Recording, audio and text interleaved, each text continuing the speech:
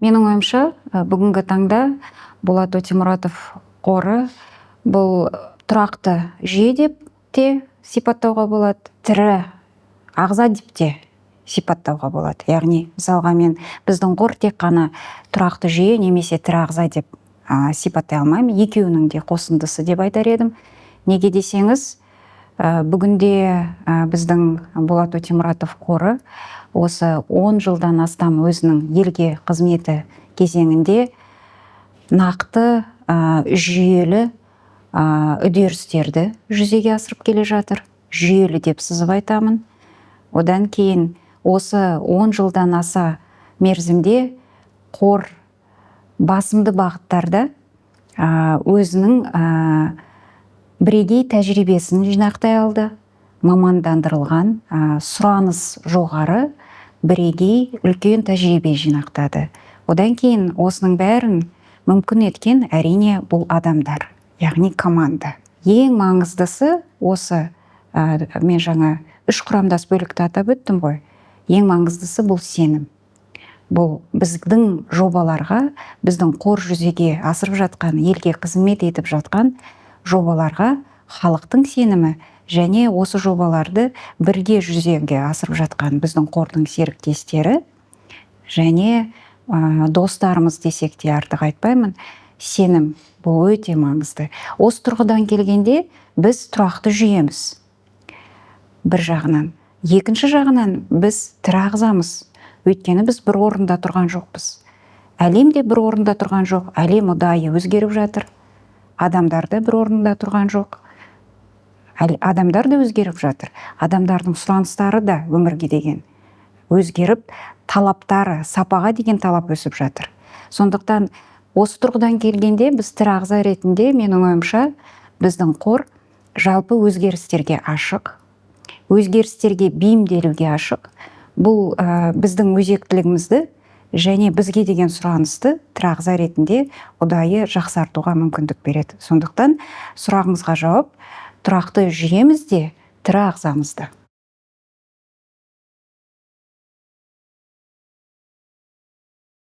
Аутизм баршаға бір әлем жобасы, бұл Болат Өтемұратов қорының тарихи жобасы. Жалпы 2014 жылы 10 жылдан астам кезеңде қордың өзі де асыл мирас болып аутизммен айналысумен басталған. Сондықтан 10 жылда бұл жоба қорды жүйелі жобалардың жиынтығы ретінде дәлелдеп мойындатқан. Ал енді келесі жүйелі қадам қандай деген сұраққа, менің ойымша, біз 10 жылда өзіміздің 12 қаладағы 13 аутизм, асыл мирас аутизм орталықтарының елге қызметі арқылы біздің аутизмі бар балалармен жұмыс істеудегі ең тиімді тәсіл бағдарлама екендігімізді көрсете алдық. Және осы саладағы мемлекеттік орган, оқу-ағарту министрлігі тарапынан ең тиімді бағдарлама деген бағаны мойындауға қол жеткіздік. Сондықтан ендігі жүйелі қадам ретінде менің ойымша, біз қазір ол жұмысты атқарып жатырмыз. Біз өзімізді ең үздік үлгі ретінде өзіміздің тәжірибемізбен бөлісу. Оны біз қалай жүзеге асырып жатырмыз? Егер біз 10 жылда өзіміздің 300-ден аса 13 аутизм орталығындағы педагогтарымыздың біліктілігін ұдайы арттырып, кәсіби дамуына үнемі инвестициялап отырсақ, ендігіде біз өзіміздің тәжірибемізді елдік масштабқа кеңейту үшін, арттыру үшін біз қазіргі таңда барлық мектептердің ұстаздарымен жұмыс істеп жатырмыз. Неге десеңіз, тек қана Қазақстанда емес, бүкіл әлем бойынша, соның ішінде өкінішке қарай балалар арасында аутизм ауытқулары өсуде. Сондықтан ұстаздарға да жалпы бұл үлкен ауыртпашылық. Қазір 8 жуық орта мектептер бар. Біз не істеп жатырмыз келесі қадам ретінде? Оқу-ағарту министрлігіне қарасты үлкен өрлеу ұйымы бар. Өрлеу педагогтардың біліктілігін арттырумен айналысады. Біз қазір сол өрлеумен бірлесіп педагогтарға жалпы білім жүйесі инклюзивті білім ортасына көшіп жатыр. Сондықтан қатардағы балалардай оларды қабылдап, қатардағы балалармен бірге тең сапалы білім беру үшін оларды қабылдауға бейімдеу, олармен білім беруде бейімдеу жұмысына жаңа дағдыларды беруде біз қазір оқыту жұмысын жүргізіп жатырмыз. Тек қана педагогтар емес, мысалға басқа да жеке мектептер жүйелері, мысалға биномның мектеп оқытушыларын оқытып жатырмыз.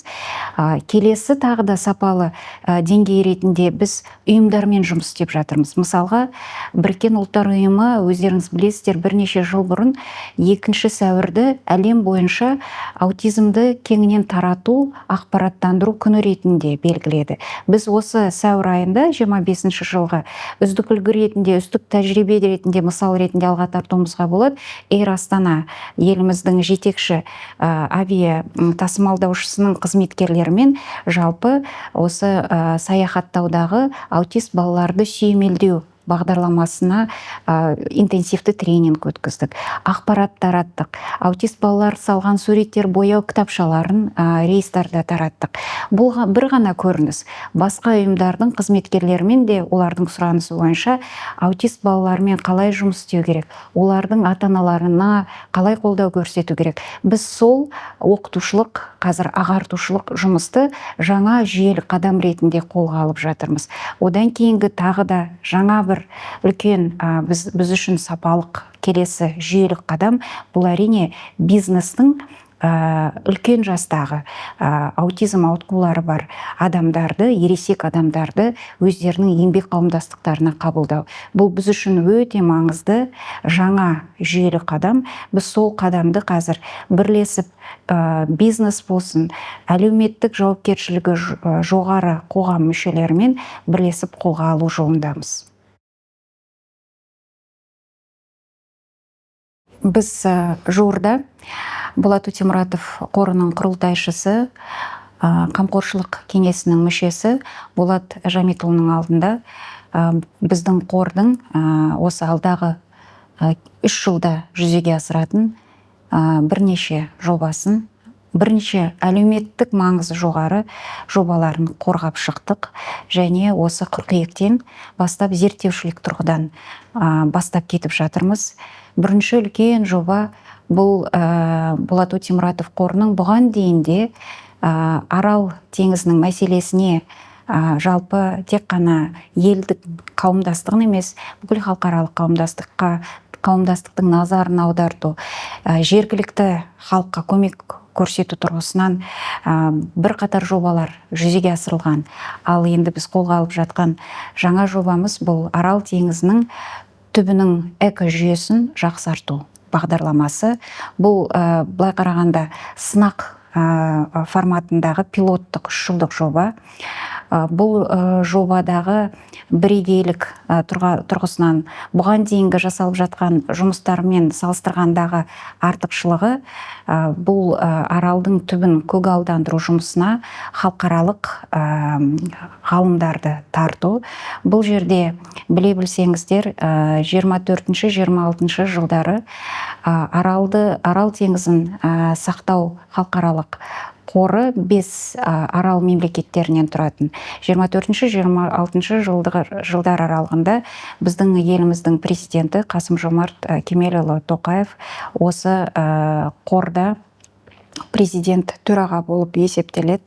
Жалпы бұған дейін осы қор болсын, жергілікті қауымдастық ғалымдар Арал теңізінің түбін көгалдандыру және қазіргі таңда жаппай орын алып жатқан Арал түбіндегі тұздың жалпы шаңның ұшпауын және экологияға теріс әсерін алдын алу жағынан әрине бірқатар жобалар жүзеге асырылды.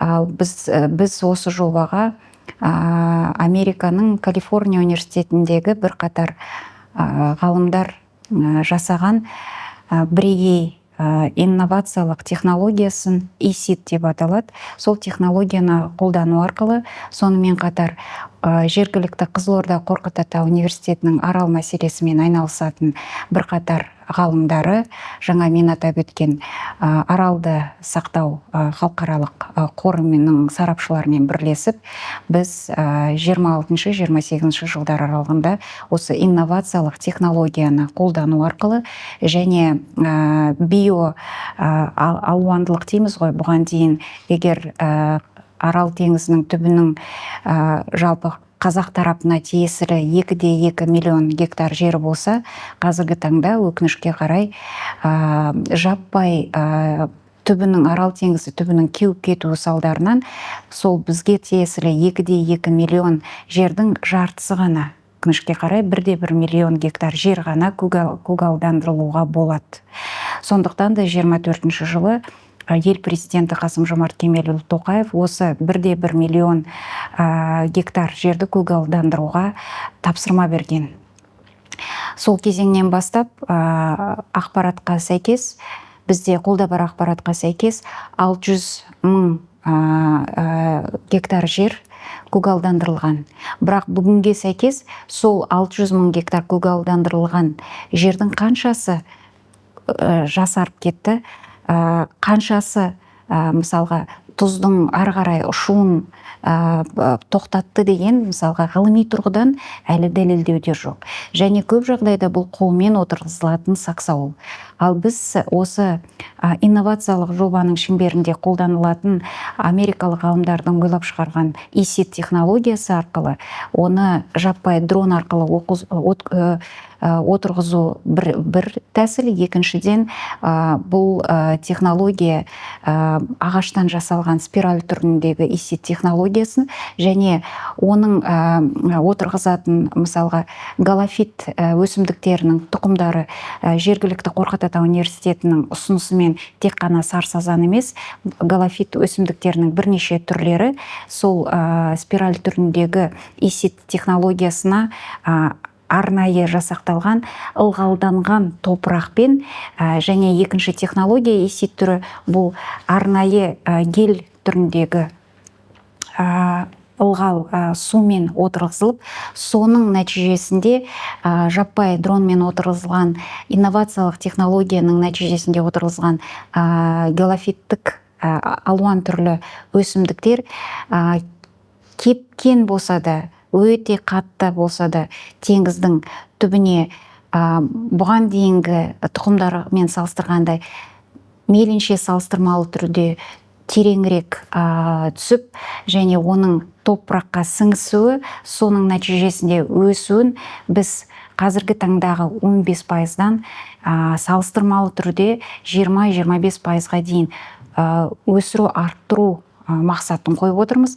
Сондықтан келесі жылға бұл жұмыс қазір өзара Қорқыт Ата университетінің ғалымдары Арал теңізінің топырағы, бұған дейінгі отырғызылған өсімдіктер, жаңа отырғызылуға ұсынылып жатқан галофиттік өсімдіктердің тұқымдарын өзара әрбас ретінде американдық ғалымдарға жіберумен, бұған дейінгі жасалған зерттеулердің нәтижелерімен таныстырумен өзара айырбас жұмысы жүргізіледі осы жарты жылдықта. Келесі жылдан бастап Берклидегі Калифорния университетінің лабораториясында жаңағы ИСИТ технологиясы арнайы жасалатын болады. Көктемге бізге жолданып, біз жергілікті қауымдастықпен ол жаңағы Аралды сақтау халықаралық қоры Қорқыт Ата ғалымдармен бірлесіп, біз тесттік түрде 1 гектар жерге отырғызып, келесі 26-шы жылғы жаздың аяғына қарай біздің технологияның сол тесттік территорияны көгалдандыра алуы, алмауы бойынша нәтижені алуды жоспарлаудамыз. Нәтиже алынысымен ИСИТ технологиясын жасақтаушылар америкалық Берклидегі Калифорния университетінің ғалымдары өздерінің ғылыми мақаласын жариялайтын болады. Және біздің үмітіміз, сеніміміз оң болып, біз оң нәтижеге қол жеткізіп жатсақ, әрине Болат Өтемұратов қорының басты саясаты бұл қандай да бір мемлекет үшін, халық үшін жасалған жобаны сәтті нәтижеге қол жеткізген кезде ары қарай оны елдік масштабқа арттыру үшін мемлекетке тапсыру. Яғни біз ары қарай оны үлкенірек территорияда көгалдандыруды қолға аламыз, және 3 жылдан кейін 50 гектарға біз егер жаңа технологиямен жаппай көгалдандыруға қол жеткізіп жатсақ, оның нәтижесінде арал тұзының, сіздер білесіздер, қазір ғылыми тұрғыда арал тұзы болып ұшқан шаң қазір ең алыс дегенде Арктикада табылған, ең алыс дегенде Еуропаның тауларындағы мұздықтарда табылып, жалпы қазір әлемдік климат өзгерісі дейміз ғой, климат өзгерісінің тездетуіне әсер беріп жатқан салдарлардың бір ретінде ғылыми мойындалған, танылған. Сондықтан бұл жоба, бұл тек қана Қазақстан үшін маңызды жоба емес. Бұл жоба тек қана орталық Азия елдері, Арал теңізі елдері ғана маңызды жоба емес. Бұл ғаламға, бүкіл әлем адамзатының өмірінің жақсаруына, әлемдік экологияның жақсаруына және әлемдік климат өзгеруді баяулатуға оң әсер беретін әлемдік сипаттағы маңызды жобаға біз жаңа жоба ретінде кірісіп жатырмыз. Бұл бірінші. Екінші, жаңа мен сіздің бұған дейінгі сұраққа жауап бергенде шетін айтып кеттім. Бұл біз 10 жылда жаңадан туған және 18 жасқа дейінгі жасөспірім аутизмі бар балаларға педагогикалық түзету арқылы көмек көрсетіп келсек, енді біз үшін жаңа жас санаты бұл ересек аутистердің жалпы негізгі дейміз ғой, қарапайым еңбек дағдыларын үйрету бағдарламасын жасақтауға кірісіп жатырмыз. Біз оны да қорғап шықтық. Сондықтан бұл жоба шеңберінде жүйелі тұрғыда біріншіден әрине біз тек қана Асыл мирас жобасының түлектерін алатын болсақ, осы жылы бізде 200-ден аса, 18-ден асқан Асыл мирастан өткен балалар болады. Келесі жылы 400-ден аса болады. Жалпы елдік масштабта білесіздер, ересек аутистердің саны да өсіп жатыр. Жалпы әртүрлі біз статистикаға жүгінетін болсақ, мысалға қазіргі таңда дүниежүзілік денсаулық сақтау ұйымының әлемнің әрбір еліне қолданылатын формуласы әрбір елдің халқының 1% аутистер. Сол тұрғыдан қарайтын болсақ, бізде 21 миллион халық болса, яғни бізде 200-ден аса аутистер бар. Пайыздық арақатынасын қарайтын болсақ, ересек аутистер де аз емес. Аутизм білу керек, бұл емделетін ауру емес. Бұл денсаулық сақтау тұрғысынан қарайтын мәселе емес. Бұл денсаулық сақтау, бұл оқу ағарту, бұл білім беру жүйесі, бұл әлеуметтік қорғау жүйесі, бұл бәрі кешенді тұрғыдан қарайтын адам дамуының, адамның өмірінің сапасына әсер ететін құбылыс, ерекшелік. Сондықтан ол адаммен өмір бойы өмір сүреді.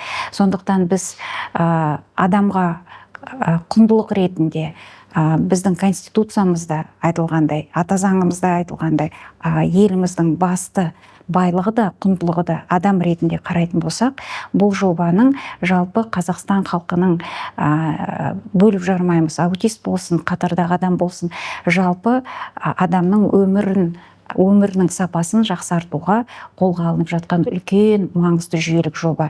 Бұл жобаның тағы да бір үлкен ұзақ мерзімді тұрғыдан қарайтын маңыздылығы бұл біздің қоғамдағы қабылдау мәдениетін өзгерту. Өкінішке қарай біз мойындауымыз керек. Біз қазір мысалға 18 жасқа дейінгі аутист балаларды қолдау жұмысымен айналысып жатырмыз. Өкінішке қарай балалар қауымы болсын, ата-аналар, ересектер қауымы болсын, осы ерекше балаларды қабылдау, оларды түсіну, оларға қолдау көрсету жағынан өкінішке қарай бізде қабылдау мәдениеті жаппай қалыптаспаған. Сондықтан біз ересектермен жұмыс істеуде, біз ертең еңбек ұйымдарымен жұмыс істейміз. Біз тек қана оларды тренерлар арқылы арнайы ересек аутистермен жұмыс істей алатын, арнайы оқытылған, дайындықтан өткен тренерларды ғана тәрбиелемейміз. Оларды ғана әлеуметтенуге, еңбек етуге, қарапайым еңбек етуге ғана дағды бермейміз. Біз олар еңбек ете алатын, оларды қабылдайтын еңбек ұжымдарындағы оларды құнды еңбек күші ретінде қабылдауға, оларды қатардағы адам ретінде қабылдауға, мәдениетті қалыптастыруға біз осы жоба арқылы өз үлесімізді қосамыз деп үміттенеміз. Бұл жобаның, егер бұл жоба әрине тәуекелдері аз емес, оңай емес, өте қиын жоба. Өйткені ересек аутистермен жұмыс істеу оңай емес. Олармен жұмыс істейтін педагогтарды дайындау да оңай жұмыс емес. Оларды қабылдауға дайын ұйымдарды тәрбиелеу, олардағы мәдениетті өзгерту оңай жұмыс емес. Бірақ біз сол үлкен жүйелі жобаны қолға алып жатырмыз, және оның ұзақ мерзімді елге, халыққа деген біздің үлесіміз қабылдау, ерекше адамдарды, соның ішінде ересек аутистерді қабылдайтын мәдениетті қалыптастыруға біз үлес қосамыз деп үміттенеміз, және соған қол жеткізуге біз осы жоба шеңберінде бар күш-жігерімізді саламыз.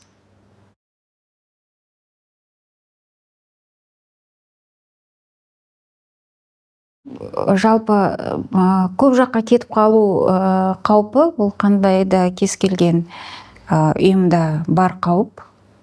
Біз сияқты қорларға да тиесілі, қандай да бір ұйым жан-жақты көп жаққа кетіп қалу қаупі бұл табиғи құбылыс. Бірақ оны болдырмау және бастапқыда бет алған басымдықтарды жүйелі түрде сақтап, олардың басымдылығын тек қана күшейтіп арттыру отыруға негізгі кепілдік бұл стратегия. Сондықтан да біз қазіргі таңда ұзақ мерзімді алдағы 26-шы шартты түрде 26-30 жылдарға арналған Болат Өтемұратов қорының даму стратегиясын жасақтау барысындамыз.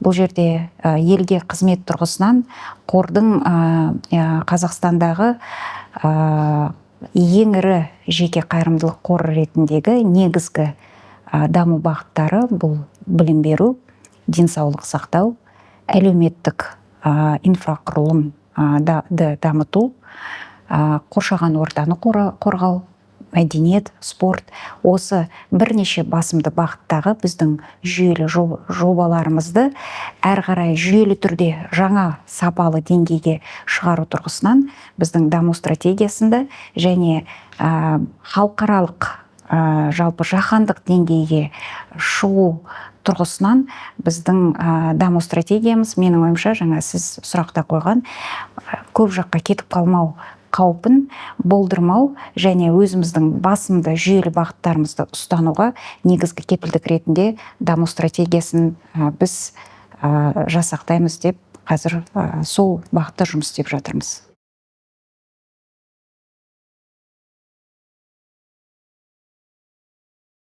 Мен өзім жеке жауап беретін болсам, жеке тұлға ретінде идеяны, менің ойымша, ойлап табу қиын емес. Және ол идеяға сендіруде қиын емес, менің ойымша. Ал енді сол идеяны жүзеге асыруға келетін болсақ, менің ойымша, ең қиыны сол. Біз қор тұрғысынан да келетін болсақ, қорда мысалға күнделікті жұмысымызда идеялар, біз қалай халыққа көмектесе аламыз, мысалға деген сияқты, жаңа алдыңғы сұрақтағы қалай жүйелі, мысалға біздің алгоритмімізді басымдықтар тұрғысынан сақтап отырамыз, қандай идеялар сол саясатты мейлінше сәтті жүзеге асыруға көмектеседі деген кезде идеялар көп.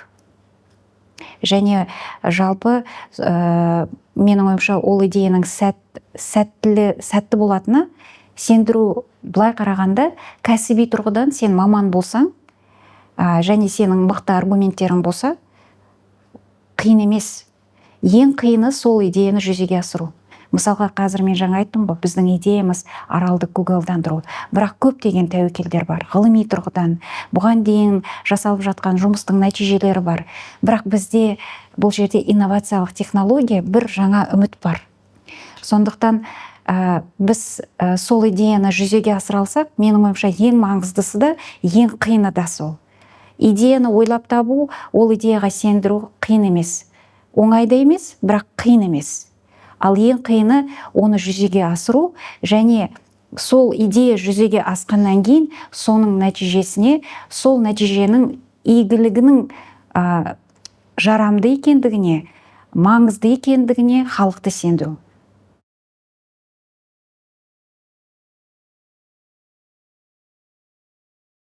Жалпы біздің қордың жұмыс істеу алгоритмін алатын болсақ, форматын сіздің сұрақта айтқандай, менің ойымша біздің қордың жалпы қызмет ету форматы бұл мемлекеттің жұмыс істей алатын жерінде пайдалы болмау, мемлекет әлі қол жетпей жатқан жерде пайдалы болу, яғни әлеуметтік маңызы бар жобалар. Бірақ мемлекет үшін, халық үшін.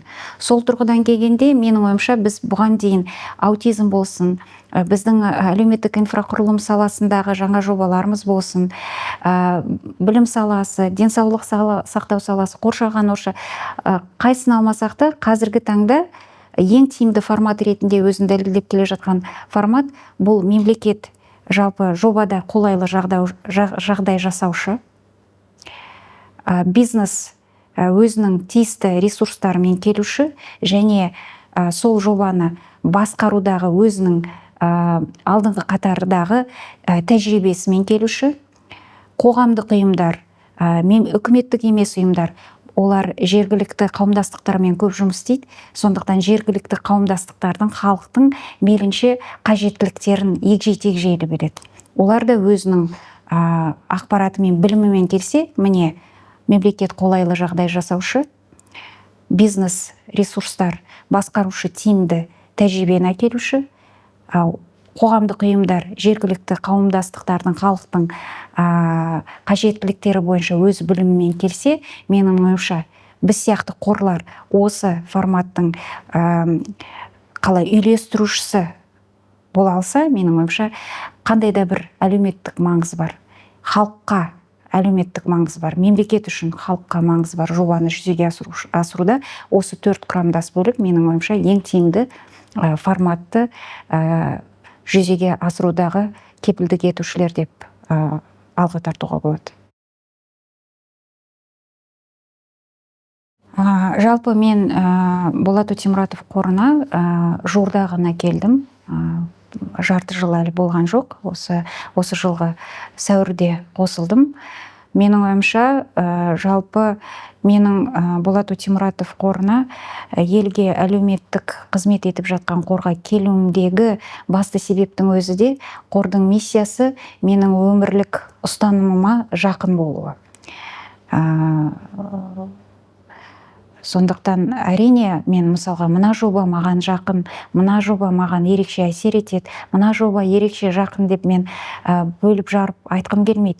Бірақ әрине әр жоба маңызды. Әр жоба шын мәнінде халыққа қызмет етудің, әлеуметтік жауапкершіліктің нақты сәтті көрінісі. Сондықтан оның бәрі әрқайсысы маған жақын. Бірақ жүрегіме ең жақыны бұл біздің асыл мирас орталықтарының жүзеге асырып жатқан аутизм баршаға бір әлем жобасы. Өйткені шын мәнінде, мысалға сіз өзіңіз біздің асыл мирас аутизм орталығының кез келгеніне қатардағы адам барып көрсе, ол жерге бала қандай деңгейде келді, оның ата-анасы қандай күйде келді, ал асыл мирас орталығынан қызмет алып, қолдау алып кеткеннен кейінгі баланың даму барысының кәдімгідей жақсару, ол оқи бастауы, ойнау бастауы, басқа балалармен тең араласа бастауы, мектепке бара алуы, балабақшаға бара алуы, ата-анасына қарай алуы, атын айтқанда бет бұруы, қарапайым өмірлік дағдылары, өмір сүру дағдыларын игеруі, яғни бұған дейін үміт үзген ата-аналардың баласына сене бастауы, баласының ауру емес, баласының келешегі барына сене білуі, баласына қарапайым ата-ана ретінде сенуі және оны қолдай бастауы,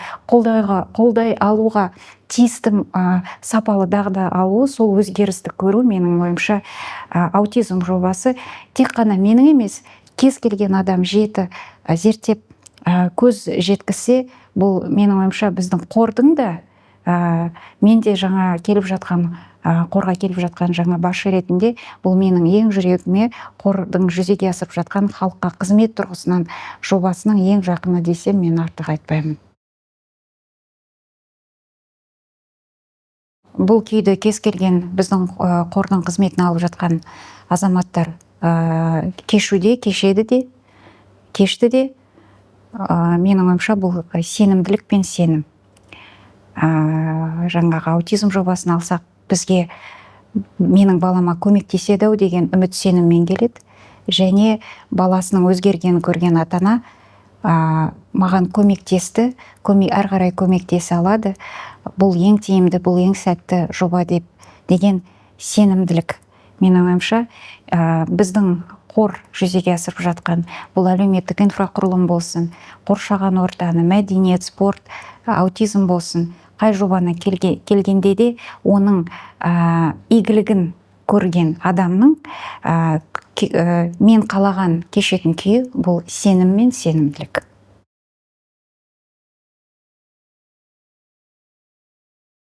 Қор үлкен өзгерістер жасап жатыр.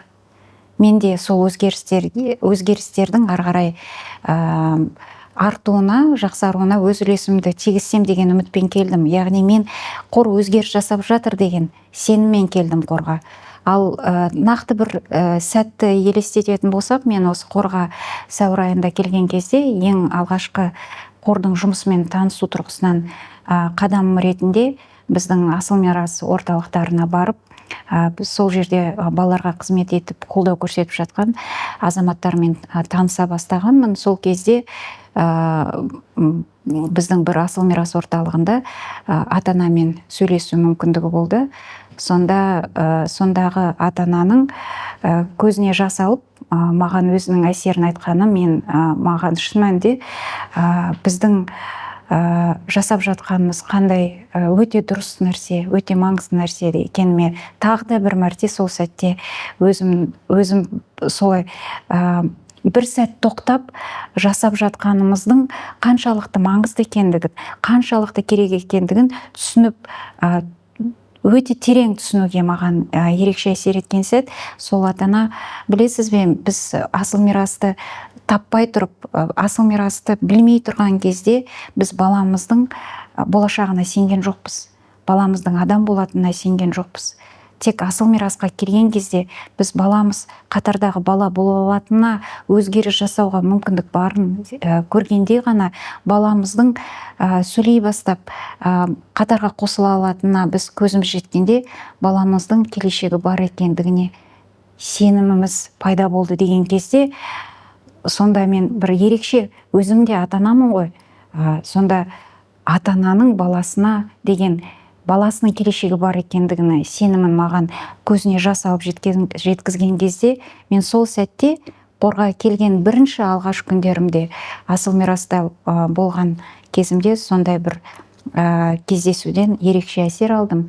Сондықтан қордың тек қана нақты аутизм саласын алатын болсақ, сол бағытта жасап жатқан жұмыстың қаншалықты маңызды екендігін, қаншалықты игілік екендігін, қаншалықты ата-аналар үшін шын мәнінде өмір сүруге бір сондай ынта, мотивация дейміз ғой.